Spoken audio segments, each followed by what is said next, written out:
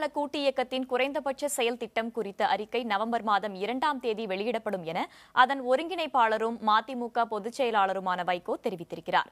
சென்னை விமான நிலையத்தில் செய்தியாளர்களை சந்தித்த அவர் திமுக மற்றும் அதிமுகவால் மது ஒழிப்பை கொண்டுவர முடியாது என்றும் மது ஒழிப்பு பற்றி ஸ்டாலின் பேசி வருவது மக்களை ஏமாற்றும் செயல் என்றும் விமர்சித்தார். மது அரக்கனால் இந்த தமிழகத்தையே பாழ்படுத்தி விட்டார்கள்.